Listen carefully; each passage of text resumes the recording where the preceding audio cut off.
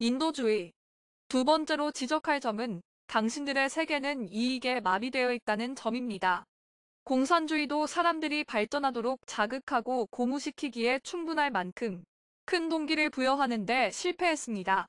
당신들은 모두 평등하게 태어났습니다. 이것은 성서에도 씌어 있습니다. 정부는 모든 사람이 태어날 때 똑같은 부를 소유하도록 보장해야 합니다. 낮은 지성을 지닌 어린이들이 그들의 아버지가 모은 재산 덕분에 사치스럽게 사는 반면 천재들이 굶주려 죽거나 단지 먹기 위해 하찮은 노동을 하는 것은 용납될 수 없는 일입니다. 이것을 피하기 위해서는 공산주의를 일으키지 않는 범위 내에서 사유재산제도의 폐지가 필요합니다.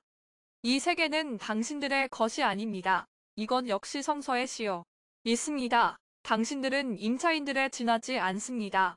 그러므로 모든 재산은 49년간 빌리도록 해야 합니다. 이것은 유산의 불공평을 없애줄 것입니다. 만약 이 세계를 쾌적한 곳으로 만들기 위해 스스로 조직하는 방법을 알게 되면 당신의 진정한 유산과 당신 자손의 유산은 이 세계 전부가 될 것입니다.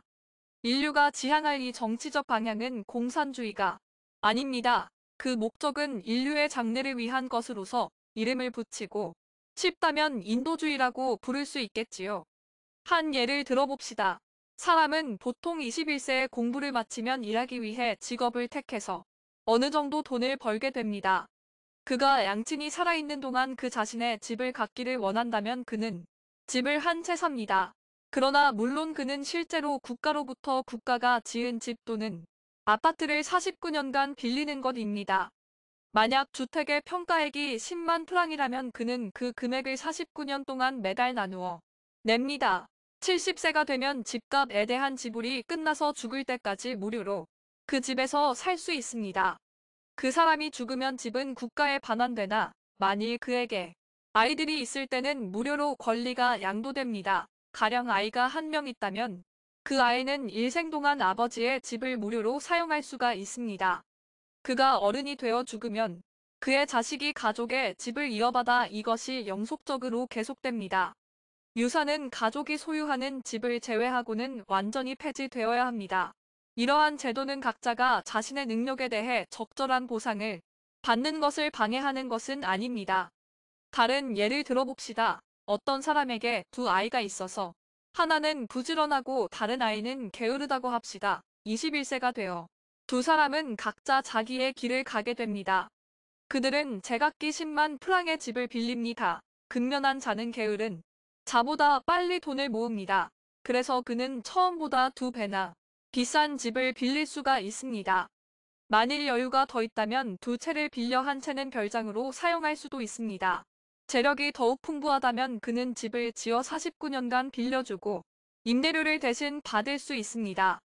그러나 죽을 때는 아이에게 물려주는 가족의 집을 제외하고 는 모두 공동사회의 재산이 됩니다. 그러므로 인간은 자신의 능력에 따라 자기 자신의 재산을 만들 수는 있지만 자식에게 물려주지는 않습니다. 각자 자기 능력에 따릅니다. 상업이나 공업도 마찬가지입니다. 만약 어떤 사람이 자기 사업을 창시하였다면 그것은 평생 동안 그의 소유로 할 수 있으며 또 그 사업을 남에게 임대할 수 있는데 이 경우는 빌리는 것입니다. 만약 주택의 평가액이 10만 프랑이라면 그는 그 금액을 49년 동안 매달 나누어 냅니다. 70세가 되면 집값에 대한 지불이 끝나서 죽을 때까지 무료로 그 집에서 살 수 있습니다. 그 사람이 죽으면 집은 국가에 반환되나 만일 그에게 아이들이 있을 때는 무료로 권리가 양도됩니다. 가령 아이가 한 명 있다면 그 아이는 일생 동안 아버지의 집을 무료로 사용할 수가 있습니다. 그가 어른이 되어 죽으면 그의 자식이 가족의 집을 이어받아 이것이 영속적으로 계속됩니다. 유산은 가족이 소유하는 집을 제외하고는 완전히 폐지되어야 합니다. 이러한 제도는 각자가 자신의 능력에 대해 적절한 보상을 받는 것을 방해하는 것은 아닙니다. 다른 예를 들어봅시다. 어떤 사람에게 두 아이가 있어서 하나는 부지런하고 다른 아이는 게으르다고 합시다. 21세가 되어 두 사람은 각자 자기의 길을 가게 됩니다. 그들은 제각기 10만 프랑의 집을 빌립니다. 근면한 자는 게으른 자보다 빨리 돈을 모읍니다. 그래서 그는 처음보다 2배나 비싼 집을 빌릴 수가 있습니다. 만일 여유가 더 있다면 2채를 빌려 한 채는 별장으로 사용할 수도 있습니다. 재력이 더욱 풍부하다면 그는 집을 지어 49년간 빌려주고 임대료를 대신 받을 수 있습니다. 그러나 죽을 때는 아이에게 물려주는 가족의 집을 제외하고 는 모두 공동사회의 재산이 됩니다. 그러므로 인간은 자신의 능력에 따라 자기 자신의 재산을 만들 수는 있지만 자식에게 물려주지는 않습니다. 각자 자기 능력에 따릅니다. 상업이나 공업도 마찬가지입니다. 만약 어떤 사람이 자기 사업을 창시하였다면 그것은 평생 동안 그의 소유로 할 수 있으며 또 그 사업을 남에게 임대할 수 있는데 이 경우 절대로 49년 이상은 안 됩니다. 농민도 마찬가지로 49년간 토지를 빌려 경작할 수 있지만 그 후에는 모두 국가로 반환됩니다. 그러면 국가는 다음 이 땅을 49년간 임대할 수 있는 것입니다. 농부의 자식들도 그 땅을 49년간 빌릴 수 있습니다. 이용 가능한 모든 물건에 이 같은 방식을 적용하면 그 물건의 가치를 일정하게 유지할 수 있습니다. 주식이나 금, 사업체, 현금이나 건물 등 가치를 지닌 모든 것은 공동사회에 속하지만 자신의 능력과 수고로 그 수단을 획득한 사람에게는 49년간 대여되는 것입니다. 이런 식으로 40세 때 재산을 모은 사람은 건물을 지어 아파트로 49년간 빌려주고 그 돈을 죽을 때까지 활용할 수가 있습니다. 죽고 나면 임대료는 공동사회로 귀속됩니다. 이러한 인도주의는 이미 성서에도 기술되어 있습니다. 너희는 또 7회를 7번 해서 안식년을 7번 세어라.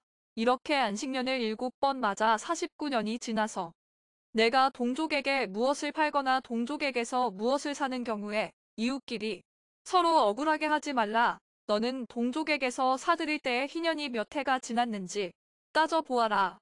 파는 사람은 소출을 거둘 횟수를 따져서 값을 매겨라. 소출을 거둘 횟수를 따라 사고 팔아야 하기 때문에 그 횟수가 많으면 값을 많이 치르고 횟수가 적으면 값을 적게 치러야 한다. 땅은 아주 팔아넘기는 것이 아니다. 땅은 내 것이요. 너희는 나에게 몸 붙여 사는 식객에 불과하다. 만약 천재에게 권력이 주어진다면 그는 이 개혁의 효용성을 위해 할 것입니다. 당신들은 또한 지구상의 모든 국가들을 통합하여 단일의 세계정부를 구성하지 않으면 안 됩니다. 세계정부. 새로운 세계통화와 세계공용어의 창안이 세계정부를 수립하는 데 도움이 될 것입니다. 오베르뉴 방언이 더 이상 클레르몽 페랑에서 사용되고 있지 않은 것처럼 머지않아 파리에서는 불어가, 런던에서는 영어가, 프랑크푸르트에서는 독일어가 사용되지 않게 될 것입니다. 당신들의 과학자들과 언어학자들이 힘을 모아 세계의 모든 언어로부터 착상을 얻어 새로운 언어를 만들어야 합니다.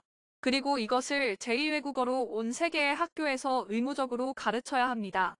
화폐에 있어서도 마찬가지입니다. 전 세계 화폐들의 가치는 프랑이나 달러 또는 엔 중 어느 것도 기준이 될 수 없으며 어느 나라 국민이든 왜 자기 나라 화폐가 아니라 다른 나라 화폐가 기준이 되었느냐고 불평하지 않도록 지구 전체의 필요에 맞게 창안된 새로운 화폐를 기준으로 해야만 합니다. 끝으로 그러한 통합을 이루기 위해 필요한 돌파구로서 젊은이들에게 공격심만을 가르치는 징병제도를 폐지하고 그 대신 직업군인을 배치함으로써 공공질서를 유지하게 합니다.